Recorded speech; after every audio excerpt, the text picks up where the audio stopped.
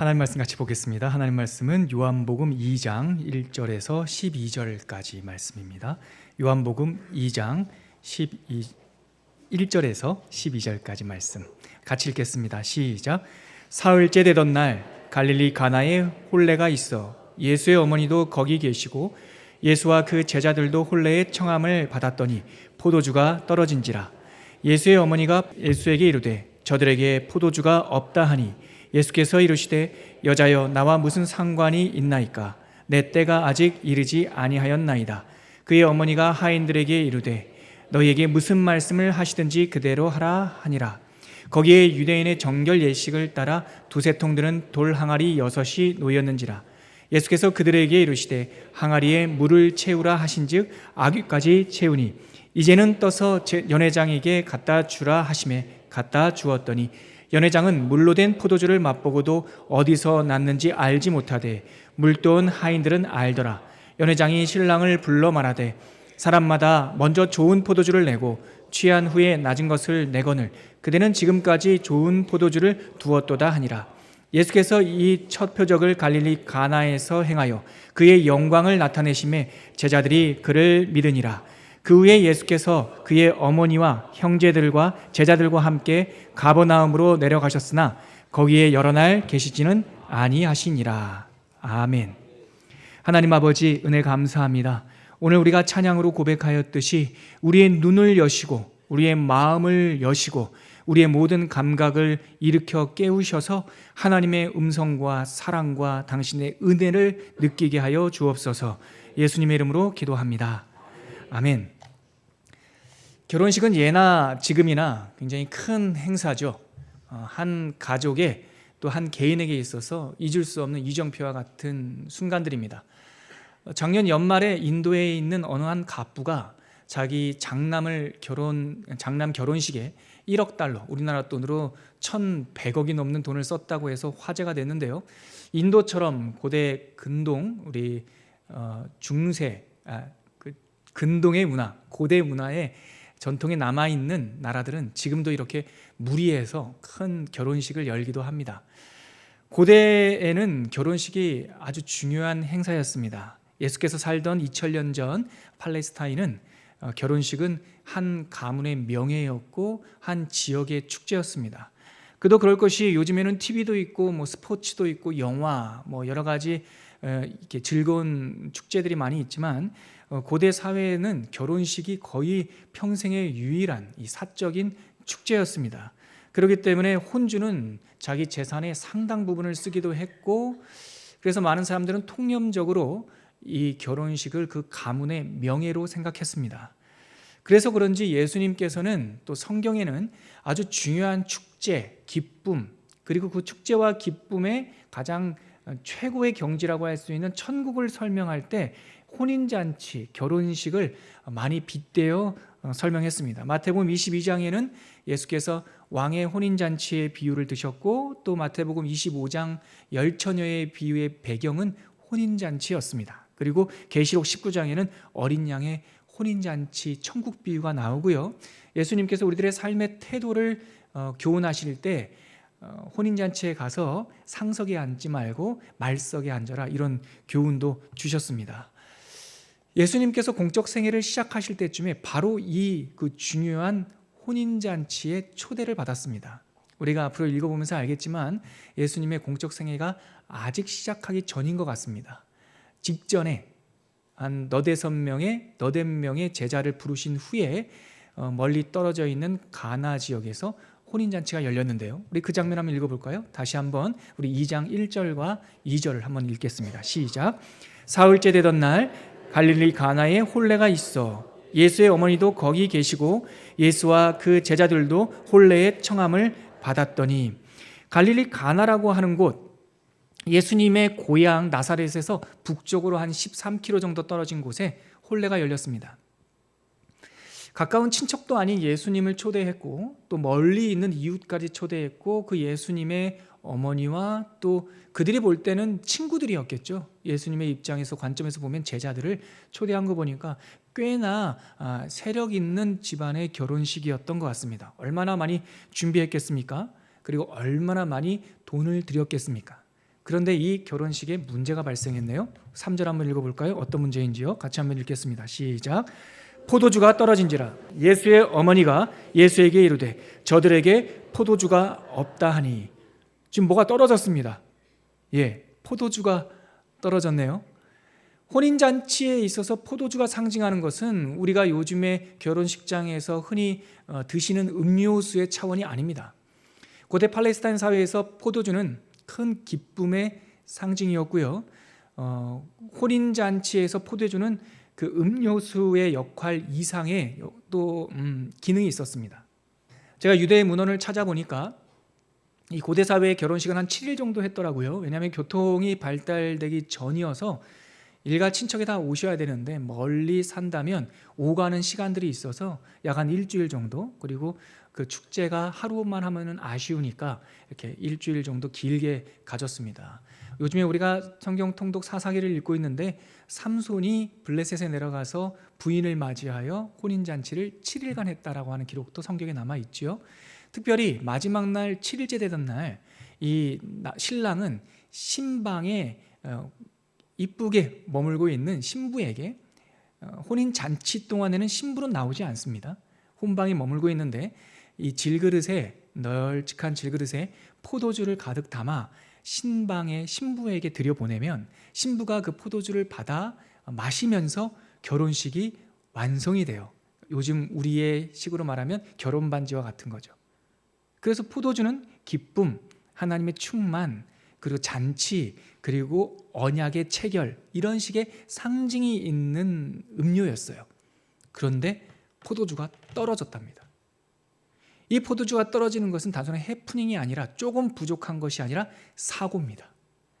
어쩌면 이 포도주가 떨어졌다고 하는 사실이 결혼식에 초대된 하객들에게 알려지면 하객들은 불길한 징조를 느꼈을 겁니다.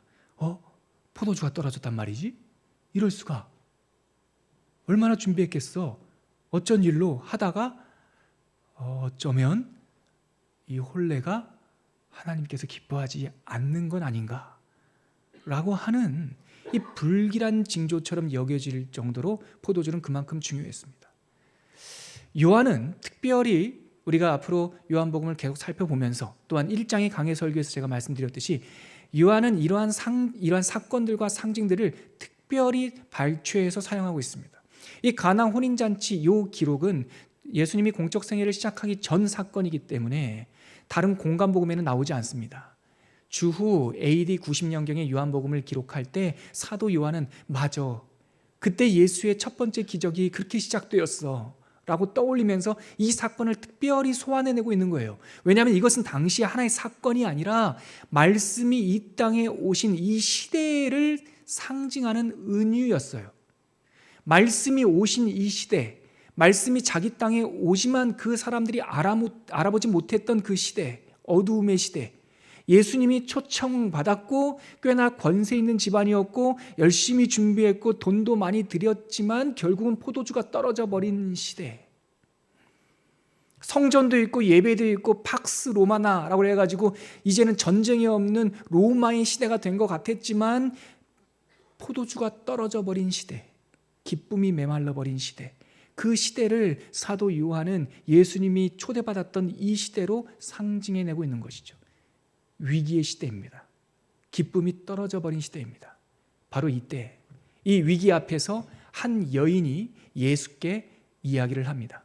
그 내용이 4절에 있습니다. 같이 한번 읽어볼까요? 예수의 어머니가 예수께 포도주가 없다고 말하니 예수께서 그 예수님에게 이렇게 말합니다. 4절 같이 읽겠습니다. 시작. 예수께서 이르시되 여자여 나와 무슨 상관이 있나이까? 내 때가 아직 이르지 아니하였나이다. 우리가 먼저 읽었던 3절에는 이 포도주가 떨어진 장면에서 예수의 어머니 마리아가 예수께 저들이 포도주가 떨어졌습니다 라고 말하는 이 위기를 고백하고 있어요. 그런데 보십시오. 예수님의 반응이 조금 냉정해 보입니다. 방금 읽었던 4절 말씀 다시 한번 보세요. 예수님 뭐라고 말씀하셨습니까? 여자여 나와 무슨 상관이 있습니까? 내 때가 아직 이르지 아니했습니다. 거절 같지요? 냉정해 보이죠? 상처받을 만하죠? 아니 아들이 나보고 여자래. 어머니들 상처받지 마십시오.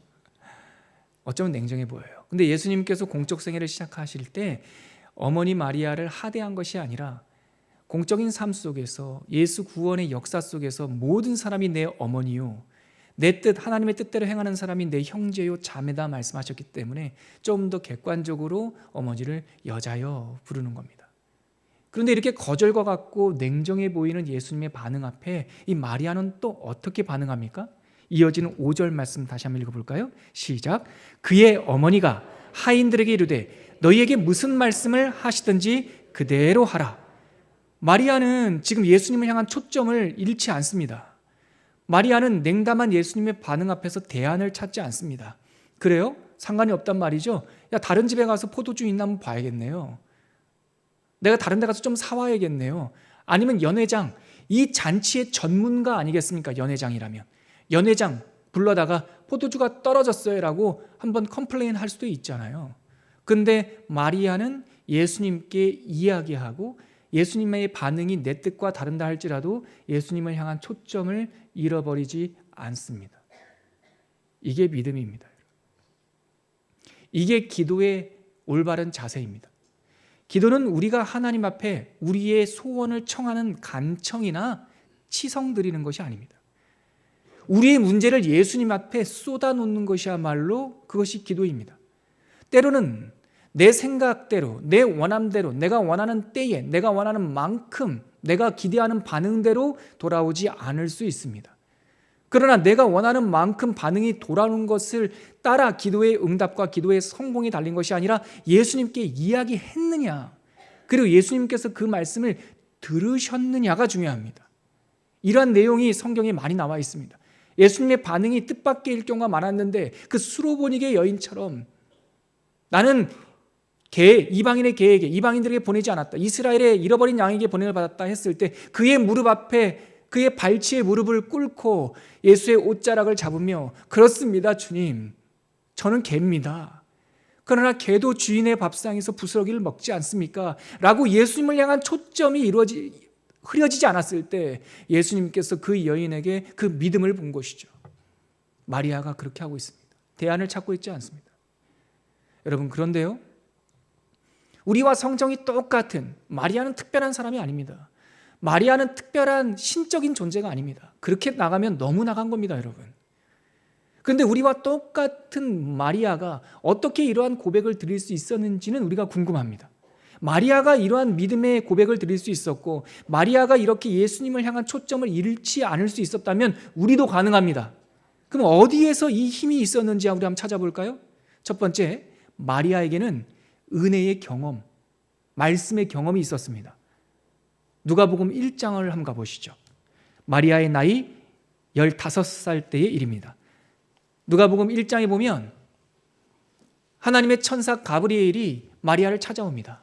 15살밖에 안 된, 아직 결혼도 안 한 이 소녀 마리아에게 은혜를 받은 자여, 하나님의 은혜가 당신에게 임할 텐데 당신이 아들을 잉태할 것입니다. 그 아들을 낳으리니 이름을 예수라 합니다. 예수라 하십시오라고 말합니다.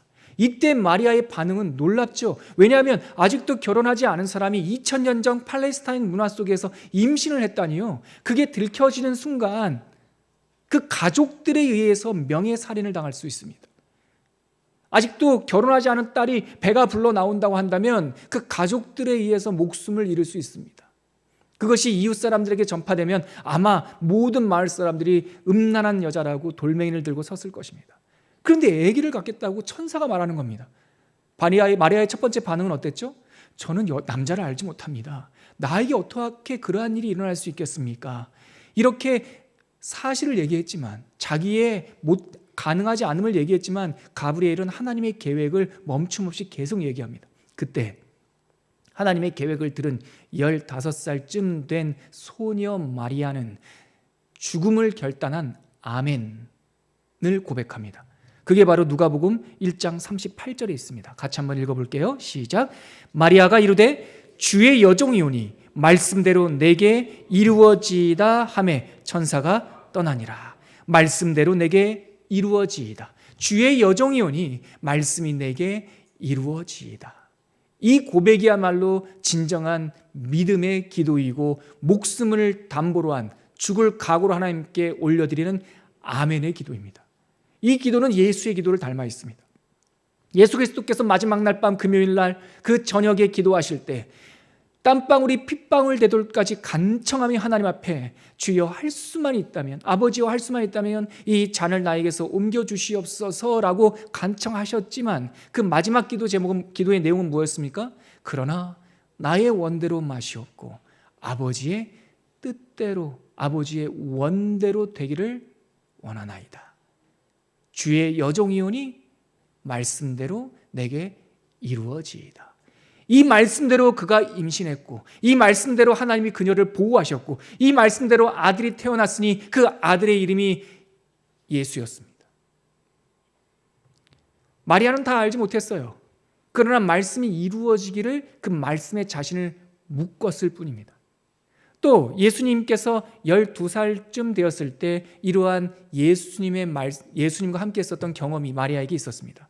12살쯤 되었을 때 예수님과 예수님의 부모가 예루살렘에 올라갔습니다. 그곳에서 절기를 지키고 올라오는데 예수가 안 보이는 거예요. 어디 있나 한참 찾았지요. 다시 돌아가서 성전에 가봤더니 성전에서 많은 랍비들과 예수님께서 말씀을 나누는 걸 보고 나서 마리아가 또한 요셉이 예수님에게 이렇게 말합니다. 제가 읽어드릴게요. 2장 48절에 보면 이런 내용이 있습니다. 그의 부모가, 예수의 부모가 보고 놀라며 그의 어머니는 이르되 아이야 어찌하여 우리에게 이렇게 하였느냐? 보라, 네 아버지와 내가 근심하여 너를 찾았노라. 예수께서 이르시되 어찌하여 나를 찾으셨나이까? 내가 내 아버지 집에 있어야 될 줄을 알지 못하셨나이까? 하시니 그 부모가 그가 하신 말씀을 깨닫지 못하더라. 그런데 여러분 51절을 함께 읽어보시죠. 여기에 마리아의 자세가 나와 있습니다. 시작. 예수께서 함께 내려가사 나사렛에 이르러 순종하여 받드시더라. 그 어머니는 이 모든 말을 마음에 두니라. 여러분, 마리아와 요셉은 예수님이 하시는 말씀을 깨닫지 못했어요. 그러나 마리아는 깨닫지 못했지만 그의 말을 마음에 두었습니다. 여러분, 믿음이란 이런 것입니다. 믿음은 깨달은 바에 대한 동의가 아니에요. 여러분들이 동의한 것이 믿음이 아니에요. 때로는 우리가 깨닫지 못할 수 있어요. 때로는 반응이 시원찮을 수 있어요. 때로는 우리가 예수님의 계획에 대해서 하나도 모르는 무지에 빠질 수 있어요. 우리가 기도할 때 말이에요. 뭐가 제일 힘듭니까? 하나님이 우리의 기도를 듣지 않으시는 것 같은 그 냉담한 반응 힘들지 않으세요? 오랫동안 기도했는데 아직까지 응답받지 못한 것이 힘들지 않습니까? 마치 하나님께서 나를 거절하신 것과 같이, 내가 하나님께 버림받은 것과 같은 감정이 느낄 때 정말 힘들지 않습니까? 그때 말이에요. 그때야말로 진짜 믿음의 기도가 필요한 것입니다. 내 뜻대로 되지 않을 때, 내 계획대로 응답되는 것 같지 않을 때, 그럼에도 불구하고 다른 대안을 찾지 않고 예수의 옷자락을 붙잡는 그 낮은 마음, 절대 의존 신앙, 주권 이양의 기도, 뭐라고 말씀하시든지 그대로 하리라. 이 믿음이야말로 예수님을 우리의 문제, 우리의 위기로 초청하는 간청의 기도인 것입니다. 여러분, 문제는 예수님을 믿는 사람이나 믿지 않는 사람이나 동일하게 경험하는 겁니다. 신자들의 인생에 무풍지대가 있는 것이 아닙니다.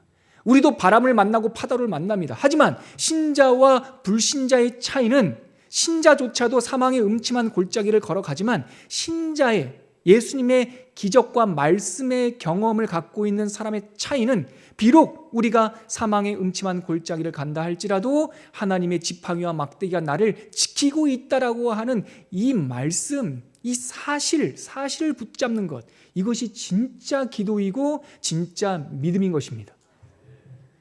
예수님을 이 간청 기도로 초대한 거죠. 마리아는 이렇게 해서 예수님께 아뢰는 거죠. 위기를 고백한 거죠. 저는 이 말씀을 다시 묵상하면서 예전서부터 저에게 말씀해 주신 목회의 선생님 목사님들의 이야기가 다시 떠올랐어요. 예전에 두 분의 목사님께서 저에게 똑같은 말씀을 하셨어요. 뭐냐면, 우리가 목사님께, 그 당시 담임 목사님께 어떤 문제가 생겼을 때 얘기하면, 당신이 나에게 얘기하면 그건 내 문제가 돼. 당신이 그건 나한테 얘기하면 그거는 교회가 문제가 된다고 교회 문제가 된다고. 근데 당신이 나한테 말하지 않으면 당신 문제야. 단순한 것 같지만 이 사이에 지혜가 담겨 있습니다. 여러분, 우리가 하나님께 고백하면 그것은 하나님의 문제가 됩니다. 우리가 하나님께 고백하면 그 하나님께서 우리의 문제 안으로 초청되는 것입니다. 이 지혜가 있길 바랍니다, 여러분. 응답 받아서 성공한 것이 아니라 예수님께서 임재하시면 성공한 겁니다. 마리아가 지금 그렇게 간청하는 거예요. 주님, 포도주가 떨어졌습니다. 그 반응이 얼마나 냉정했냐고요. 그런데 초점을 잃지 않고 무슨 말씀을 하시든 그대로 하겠습니다 라고 하는 결단이, 믿음의 기도가 마리아의 입술을 통해서 예수님께 나가고 있는 것이죠. 우리가 마리아를 신격화할 필요도 없고, 신격화하면 선을 넘는 것이지만 우리가 이 자세는 배워야 될 것입니다. 무엇이 이것을 가능하게 했다고요? 말씀 경험이 이것을 가능하게 했습니다. 그가 살아낸, 그의 삶을 통과했던 하나님의 역사를 기억하는 것이, 마음에 두는 것이, 다 이해하지 못하고 깨닫지 못했지만 하나님의 말씀을 마음에 두는 것이 이러한 믿음의 고백, 주권이양의 기도가 가능하게 했던 힘입니다. 저는 저와 여러분이 이러한 은혜가 있기를 바랍니다. 이러한 믿음이 있기를 바랍니다. 문제 해결에 초점을 맞추는 것이 아니라 주님께 초점을 맞추는 믿음의 제자들이 되시기를 주의 이름으로 축원합니다. 그랬더니 예수님의 초점이 드디어 이 위기, 포도주가 떨어져 버린 이 혼인잔치의 문제 안으로 맞춰집니다. 그 내용이 요한복음 2장에 있는데 계속 읽어볼까요? 그 내용이 6절에 있습니다. 6절과 7절 같이 읽겠습니다. 시작. 거기에 유대인의 정결 예식을 따라 두세 통 드는 돌 항아리 6이 놓였는지라. 예수께서 그들에게 이르시되 항아리에 물을 채우라 하신즉 아귀까지 채우니. 거기에 하면서 성경의 초점과 예수님의 초점이 물 항아리로 흘러가고 있습니다. 근데 그 물 항아리는 깨끗한 물을 담는 곳이 아니라 정결 예법을 따라 사람들의 더러운 손과 또한 그 물을 퍼서 발을 닦는 정결 예법에 쓰는 사람들의 더러운 것을 다 대신 받아내는 돌 항아리 6개가 있었다는 거예요. 근데 예수님께서 드디어 입술을 떼시죠. 주님의 때가 된 것입니다. 예수께서 말씀하십니다. 저 돌 항아리에 물을 채우라 하시니 하인들이 그 물을 채우는데 뭐라고 되어 있냐면 아귀까지 채웠다. 7절에 보십시오. 물을 채우라 하신즉 그 물을 아귀까지 채우니 라고 되어 있습니다. 아귀까지 채웠다라고 하는 것은 이 그릇에 끝까지 채웠다는 거예요. 근데 이게 좀 이상한 장면입니다, 사실. 유대인들의 미드라시, 정결 예법 규례가 꼼꼼하게 기록되어 있는 유대인 문헌에 보면 정결 예법에 쓰는 돌 항아리, 물 항아리에 물을 담는 방법이 정확하게 나와 있습니다. 왜냐하면 이거는 흔히 쓰는 일이었기 때문에. 어떻게 되어 있냐면 성인 남자의 손바닥 하나를 대어 그만큼 손끝까지 적게 담을지니라고 되어 있어요. 왜 그럴까요? 왜 아구까지 채우면 안 될까요? 손 씻다가 물이, 그 더러운 물이 부정한 물이잖아요. 더러운 물이 흘러내린다고요. 아구까지 채웠어요. 손을 탁 담그는 순간 또 잘못하면 튀죠. 근데 이날 이상하게 하인들은 아구까지 채웁니다. 이 사람들이 뭘 알고 채웠을까요? 그렇게 해석하면 안 돼요. 몰랐어요. 어떻게 예수님께서 기적을 행하시기 직전에 그 기적을 기대할 수 있었겠냐고요.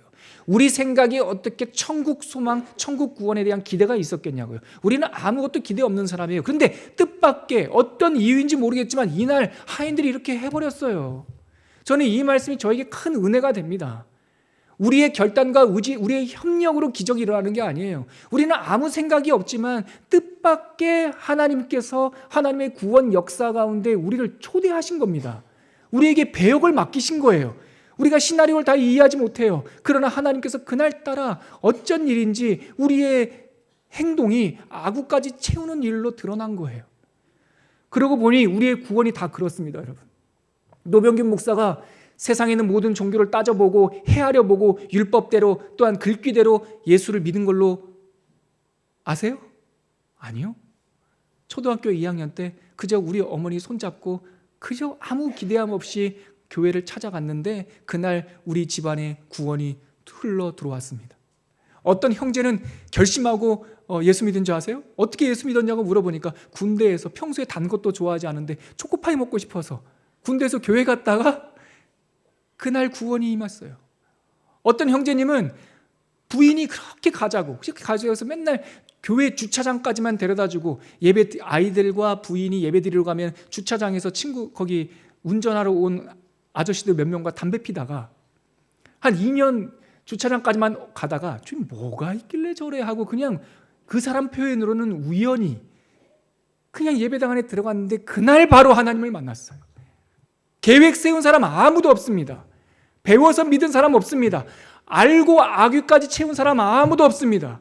그날 그냥 예수께서 물을 채우라 하시니 그냥 뜻밖의 구원이 그들에게 임한 겁니다. 뜻밖의 역사가 그들에게 발생한 겁니다. 여러분들은 어떠세요? 우리가 다 이렇게 물을 채운 하인처럼 하나님의 사역 가운데 그저 공짜로 초대된 백성들입니다. 때가 되었어요. 이제 드디어 예수님께서 행동의 말씀을 하시는데요. 그게 8절에 있습니다. 8절 같이 한번 읽을까요? 시작. 이제는 떠서 연화장에게 갖다 주라 하시매 갖다 주었더니. 저는 설교문을 다 써놓고 어제 늦은 밤까지 이 본문을 다시 읽고 다시 묵상하다가 이 8절에 있는 이제는 이 한 표현에 한참 머물러 있었습니다. 여러분, 하나님의 기적은 우리들에게 긴 설명을 하지 않습니다. 어떻게 H2O 물이 포도주로 화학 반응을 일으켰는지 설명하지 않습니다. 얼마나 많은 시간이 걸려서 6통의 돌 항아리의 물이 몇 리터였고 그 몇 리터에 있는 물이 어떻게 포도주로 바뀐지에 대해서 물론 과정은 있었을 거예요. 그러나 설명하지 않아요. 성경이 주목하는 것은 예수님의 메시지 하나입니다. 뭐냐면 이제는 now 떠서 갖다 줘라. 들어갔더니 포도주로 바뀌어 있는 겁니다. 여러분, 우리 모든 사람들에게 이제는 이라는 말씀이 있기를 바랍니다. 우리 가운데 여러분은 어쩌면 여러분들 가운데서 이 포도주가 떨어져 버린 혼인잔치처럼 파산한 지경에 있는 마음과 영혼이 파산에 이른 사람이 있을 수 있습니다.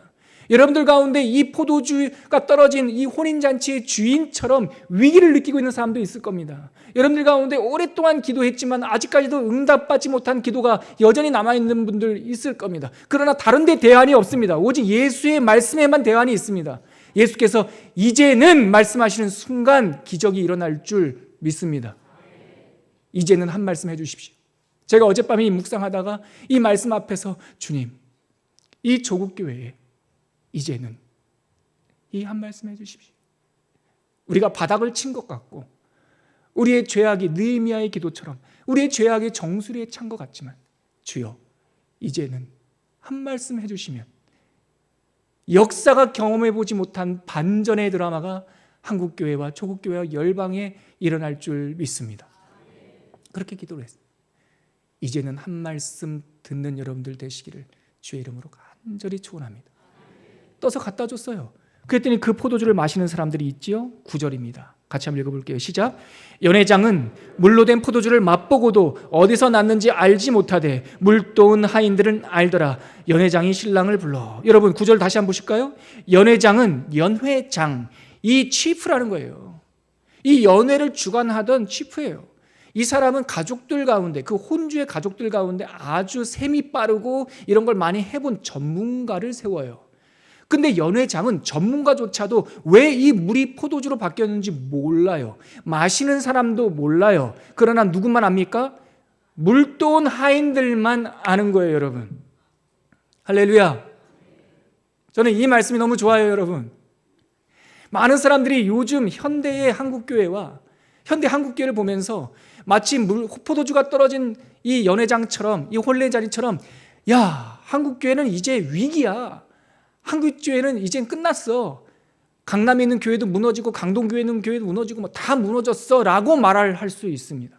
뉴스만 보면 정말 하나님의 교회가 다 끝난 것 같습니다. 근데 아니요. 절대 아닙니다. 왜냐하면 요한계시록에 보면 하나님의 교회와 하나님의 사람들을 붙잡고 계신 분은 세상의 풍조와 우리의 계획이 아니라 주 예수 그리스도의 손이 우리를 붙잡고 계십니다. 위기는 있을 수 있지만 절대 쓰러지지 않습니다. 여러분, 현실과 사실이 달라요. 현실은 사망의 음침한 골짜기를 지날 수 있어요. 왜냐하면 우리가 가는 그 길이 비록 거칠다 할지라도 그게 지름길일 수 있으니까. 현실은 불 속에 던져진 것처럼 뜨거운 고난의 시대일 수 있어요. 왜냐하면 이 불을 통해서 우리가 정금처럼 나올 거니까.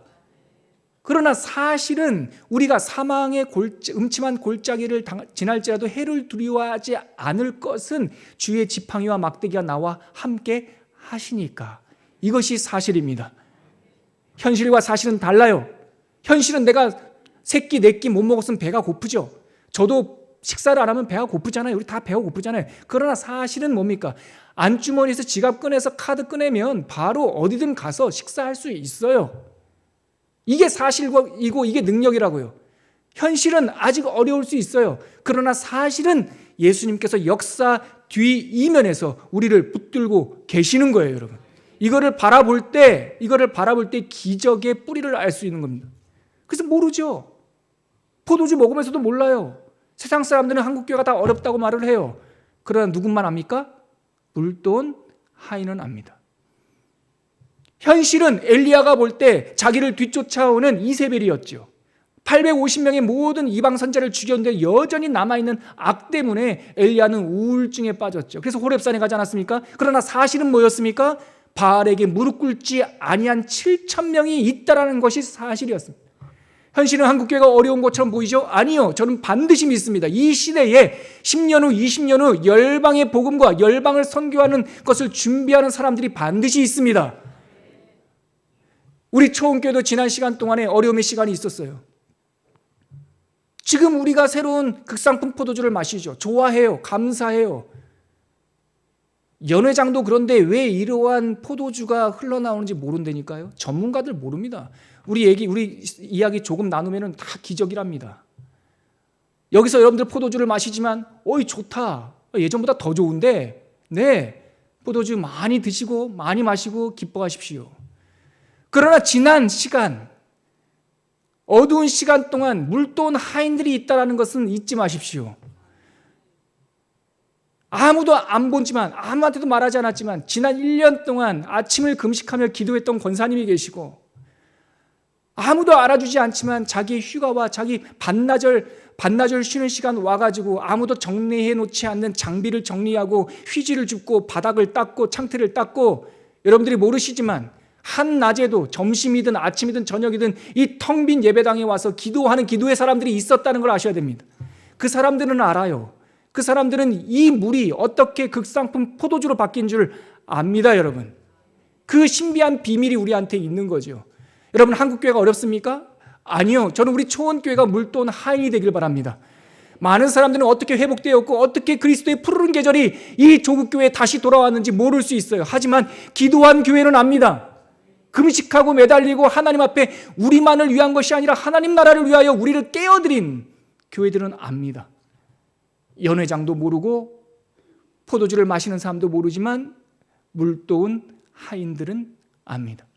하나님 아버지, 우리 초원교회가 또한 이 땅에 있는 많은 교회가 이렇게 물도운 하인들, 그들만 아는 신비, 믿음의 신비에 이르는 영광과 은혜를 허락하여 주시옵소서. 이러한 기도의 제목이 우리에게 있기를 바랍니다. 그랬더니요, 많은 사람들이 모르죠. 근데 이 포도주를 연회장이 말합니다. 사람마다 먼저 좋은 포도주를 내고 취한 후에 낮은 것을 내거든 그대는 지금까지 좋은 포도주를 두었도다. 이 포도주가, 바뀐 포도주가 아주 극상품이었다는 겁니다. 근데 여러분, 이 종류가 극상품으로 바뀌었다는 것뿐만 아니라 아까 저희가 묵상했던 아귀까지 채웠다는 장면까지 한번 말씀 속으로 깊게 한번 들어가 보자고요. 이 장면을 보시자고요. 보세요, 여러분. 하인들이 돌 항아리에 이 주둥이까지, 입구까지 가득 채웠습니다. 무슨 뜻인지도 모르고 그날따라 그냥 그렇게 채웠어요. 평소 같으면 그렇게 채우면 주인한테 불려가 볼기를 맞을 수 있는 정도로 실수예요. 근데 하나님께서 그렇게 채우게 하셨어요. 그리고 예수님께서 이제는 갖다 줘라 하니 그릇을 들고 포도주를 뜨러 갔어요. 가득까지 채워진 그 포도주 돌 항아리에 이 그릇을 뜨기 위하여 담는 순간, 두세 통 담았던 돌 항아리는 들 수 있는 게 아닙니다. 그릇을 담궈야 돼요. 담그는 순간 아구까지 채워졌고 그때 포도주로 바뀌어있던 그 포도주는 어떻게 될까요? 흐르죠. 그 장면을 목격하십시오. 말씀 안으로 들어가서 이 장면을 한번 목격하십시오. 그 더러운 돌 항아리 옆에 포도주, 진한 물탄 포도주가 아니라 극상품 포도주가 흘러내리는 모습을, 이게 바로 충만입니다, 여러분. 예수 그리스도께서 말씀하셨던 플레로마, 충만이라는 것이 바로 이 장면이에요. 흘러내리는 모습. 예수 그리스도께서 우리에게 주시는 이 대전환과 기적은 적당한 기적이 아닙니다. 물이 조금 좋아진 게 아니라 물에서 포도주로 완전히 바뀐 것이고, 적당한 정도의 포도주가 아니라 흘러넘치는 포도주예요. 극상품 포도주를 우리에게 주실 겁니다. 그리고 주셨습니다. 여러분, 이 하나님의 기적을 기대하십시오.